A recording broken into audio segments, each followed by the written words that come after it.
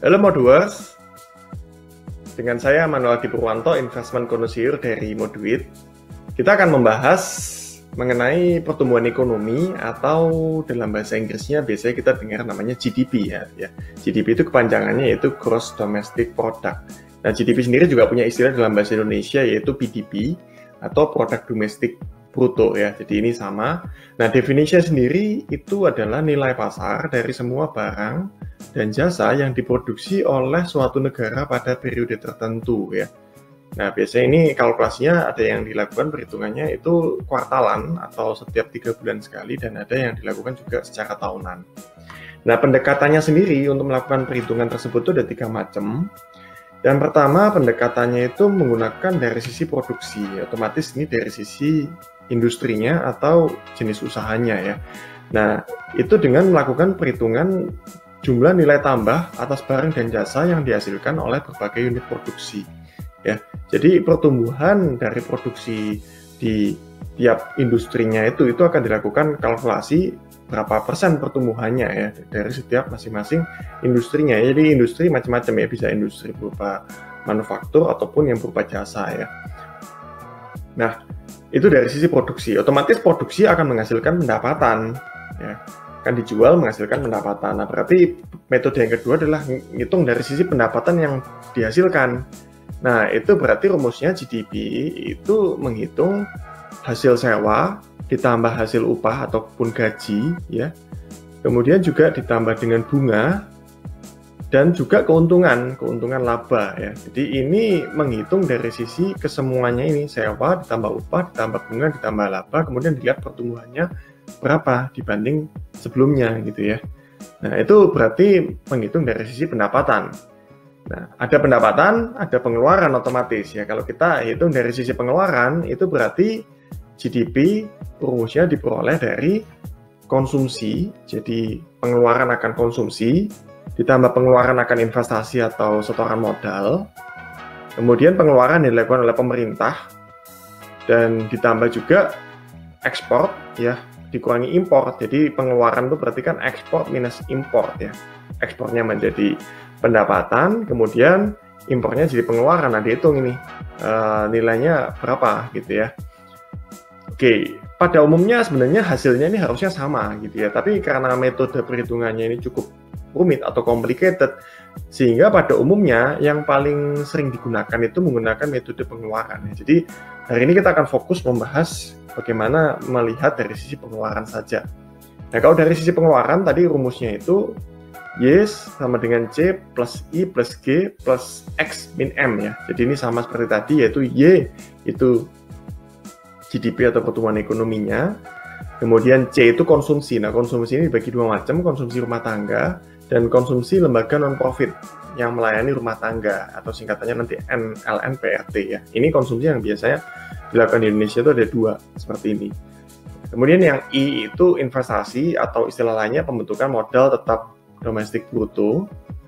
Kemudian yang G itu akan menjadi government consumption, konsumsi pemerintah. Kemudian X ekspor, M-nya impor.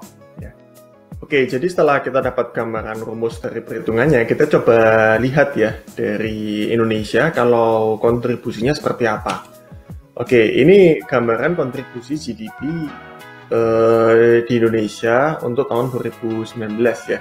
Jadi dari sisi kontribusinya itu konsumsi rumah tangga itu menopang 56% dari struktur pertumbuhan ekonomi Indonesia, disusul dengan investasi atau PMTB itu 32%. Kemudian ekspor itu kontribusinya 18%, tapi impor kita negatif, kontribusinya negatif 18% juga. Sedangkan dari sisi konsumsi pemerintah itu kontribusi 8,7%, konsumsi LNPRT, jadi tadi kan konsumsi ada 2 macam, yang ini kontribusinya kecil sih, hanya 1,3%. Jadi kalau konsumsi rumah tangga ditambah LNPRT ini kontribusinya sekitar 57-58% ya.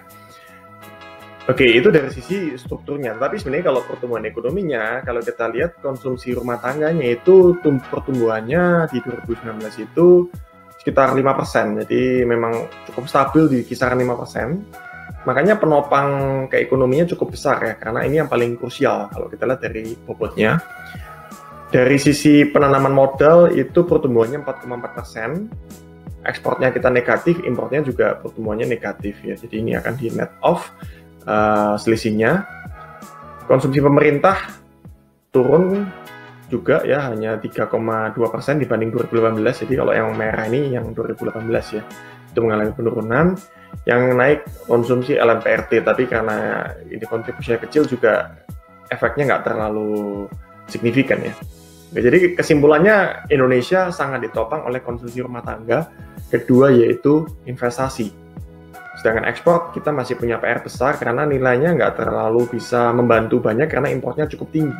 Nah, agak beda kasusnya kalau kita bilang di tahun-tahun di saat ekspor batubara kita berjaya zaman dulu ya, itu kontribusi ekspornya cukup besar sehingga ekonominya waktu itu bisa bertumbuh di atas 7% ya waktu itu. Nah, kalau kita lihat sekarang pertumbuhan ekonomi kita itu sekitar 5,02% pada tahun 2019, turun ya dibanding 2018 yang bisa tumbuh 5,17%. Nah, kontribusinya kalau dihitung tadi itu rumah tangga itu 2,7%, relatif stabil kalau dari sisi konsumsi rumah tangga. Yang berfluktuasi ini di sisi penanaman modal investasi ya. Di tahun 2019 agak turun dibanding 2018. Kemudian yang membaik memang net ekspor karena pertumbuhan importnya itu turunnya lebih signifikan dibanding ekspornya, sehingga akhirnya masih positif ya, kontribusinya sekitar 1,4% ya. Di sini ada tambahan lainnya, ini kecil sekali, efeknya ini biasanya di perubahan inventory ya. Tapi ini nggak terlalu signifikan biasanya pengaruhnya ke GDP. Oke, itu tadi kalau kita lihat tahun 2019, tapi kalau kita lihat pertumbuhan ekonomi kita dari tahun 2011 kurang lebih seperti ini ya. Jadi dulu kita pernah di 6%, kemudian memang berangsur-angsur mengalami penurunan ya. Oke, ini kurang lebih gambaran dari sisi pertumbuhan ekonomi Indonesia secara tahunan. Nah, kalau kita lihat secara quarterly, jadi memang pada umumnya itu pertumbuhan ekonomi atau GDP itu dilihat secara kuartalan, sama seperti melihat kinerja perusahaan itu juga biasanya dilakukan secara kuartalan. Nah, kuartalan ini ada dua macam, kuartalan yang dihitung per kuartalnya atau yang disetahunkan atau di year on year.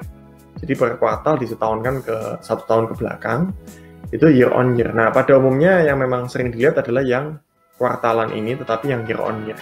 Karena kalau kuartalan yang per kuartal itu relatif memang gejolaknya jauh lebih tinggi pergerakannya, karena ada bulan-bulan atau periode di mana pertumbuhan ekonomi itu biasanya tinggi, seperti di kuartal kedua. Kalau di Indonesia itu kuartal kedua, itu pertumbuhan ekonominya sangat signifikan, karena di situ biasanya ada juga musim menjelang musim lebaran atau ada musim lebaran juga ya, itu signifikan sekali. Tapi di kuartal 3 mulai penurunan, tetapi ya, efektivitas di kuartal 4 bisa dikatakan menurun signifikan dibanding dua kuartal di kuartal 2 dan kuartal 3 ya. Ini hampir setiap tahun seperti ini di Indonesia. Tetapi kalau kita ambil data yang year on year itu relatif bisa kelihatan pergerakannya memang masih di kisaran 5% ya untuk pertumbuhan ekonomi sepanjang tahun kemarin. Oke, kontribusinya GDP sendiri itu ternyata masih terfokus di Pulau Jawa, itu 59% kontribusinya, dengan pertumbuhan ekonomi 5,5% di Pulau Jawa. Berikutnya ada Sumatera 21%, disusul Kalimantan 8%, Sulawesi 6%, Bali dan Nusa Tenggara 3% kontribusinya, Maluku dan Papua ini kontribusinya 2%. Nah, kalau kita di sini yang pertumbuhannya negatif atau kita bisa bilang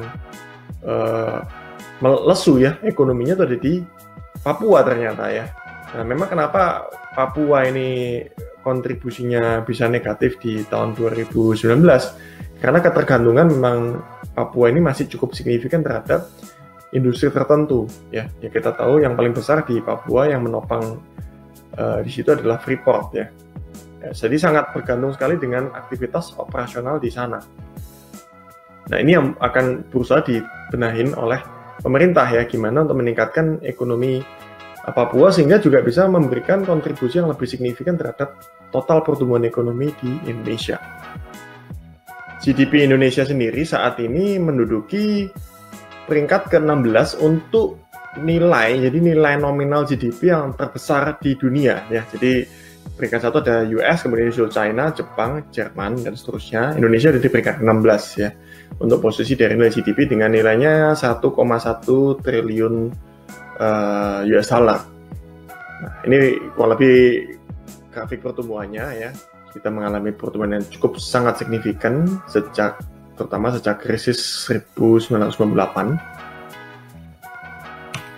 Kemudian kalau kita hitung GDP tersebut terhadap jumlah penduduk, itu nanti akan menjadi istilahnya namanya GDP per kapita ya. GDP nominal tadi 1,1 triliun US dollar kita bagi dengan jumlah penduduk Indonesia untuk saat ini kurang lebih 270 juta orang ya. Nanti akan ketemu ini kisarannya ada di 4 ribuan ya. Jadi GDP per kapitanya itu di 4.100-an ya untuk per 2019. Nah, kalau ada istilah resesi ekonomi itu sebenarnya artinya jika kondisi di mana PDB atau GDP itu mengalami penurunan atau pertumbuhan negatif selama 2 kuartal berturut-turut lebih dari 1 tahun ya.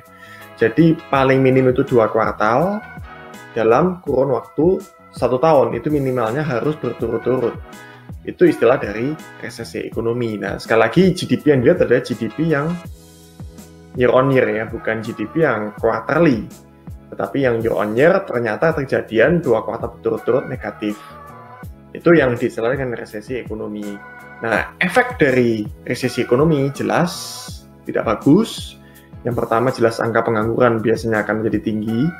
Kemudian akan ada inflasi atau deflasi yang tinggi. Jadi bedanya kalau inflasi itu harga barangnya melonjak tinggi karena kebutuhan terhadap barang itu tinggi, tetapi kemampuan untuk mensubstitusi barang itu kecil. Itu otomatis inflasi. Tapi kalau dari sisi deflasi itu berarti karena tidak ada permintaan sehingga nilai barangnya turun. Nah, kalau nilainya turun secara sini juga nggak bagus. Jadi inflasi atau deflasi yang tinggi ini sama-sama tidak bagus. Kemudian ada ketidakseimbangan otomatis antara produksi dan konsumsi. Ya, biasanya salah satunya ini akan jauh lebih signifikan, either dari sisi produksi ataupun konsumsi. Kemudian nilai importnya itu umumnya jauh lebih besar daripada ekspor kalau dalam kondisi resesi. Ya, kenapa? Ya, tadi salah satu komponen dari GDP yang membuat minus kan kalau importnya itu jauh lebih besar dari ekspor. Nah, impor yang terjadi karena ketidakmampuan suatu negara itu untuk menghasilkan produk yang diimpor itu. Nah, sehingga tidak diimbangi dengan kontribusi ekspor. Otomatis ini pasti ada akibat ke sini dari resesi ekonomi. Otomatis akan impor lebih banyak lagi nantinya karena tidak mampuannya untuk memproduksi sendiri. Nah, kemudian mata uangnya pasti melemah tajam, sama seperti Indonesia di tahun 1998 kita melemah tajam karena kita mengalami resesi ekonomi pada saat itu dan banyak perusahaan yang bangkrut otomatis di dalam periode resesi ekonomi. Nah, dari sini kita bisa lihat Indonesia kapan mengalami resesi ekonomi terakhir? Jawabannya 1997-1998. 2008 Indonesia tidak mengalami resesi ekonomi. Yang mengalami resesi ekonomi pada saat itu di Amerika atau di US. Mari kita coba lihat negara mana sih yang sudah resesi saat ini. Kalau kita filter dulu dari GDP yang negatif ini, ternyata di sini ada Venezuela yang mengalami pertumbuhan ekonomi negatif ya, turun 26% dalam 1 tahun terakhir. Kalau kita buka lagi, ternyata ekonominya dia memang sudah minus ya dalam kurun waktu 3 tahun belakangan, jadi bisa dikatakan masih dalam periode resesi. Kemudian berikutnya juga ada di sini China yang baru minus kemarin ya, 6,8% di kuartal 1. Namun kalau kita lihat belum resesi karena baru 1 kuartal, nanti akan menunggu lagi di laporan kuartal 2, kalau negatif lagi ya berarti resesi. Kemudian berikutnya kita bisa melihat lagi ada Hong Kong. Hong Kong ini juga kelihatannya juga sudah masuk ke fase resesi ya. Oke, ya Hong Kong sudah 2 kuartal ini negatif ya. Jadi itu contoh kalau kita bilang ekonomi yang mengalami resesi. Nah, apakah pertanyaannya Indonesia akan bisa juga terjadi resesi? Ya, kita perlu lihat lagi. Pada akhirnya ekonomi kita ini akan turun nggak nanti sampai negatif untuk di kuartal-kuartal berikutnya. Kalau memang terjadi 2 kuartal negatif, ya sudah bisa dipastikan itu akan mengalami namanya resesi. Nah, resesi sendiri itu sebenarnya nanti kita bisa lihat lagi apakah itu resesi sementara atau berkepanjangan. Ya, kalau kita ambil contoh tadi itu kan Venezuela, kita bisa bilang itu resesi yang berkepanjangan karena dalam 3 tahun terakhir pun masih belum keluar dari fase resesi. Oke, demikian ulasan kita kali ini mengenai GDP. Terima kasih buat Modulers yang sudah menonton video ini. Jangan lupa di subscribe. Semoga teman-teman Modulers selalu stay safe dan stay healthy. Jangan lupa tetap berinvestasi melalui Moduit. Salam Moduit.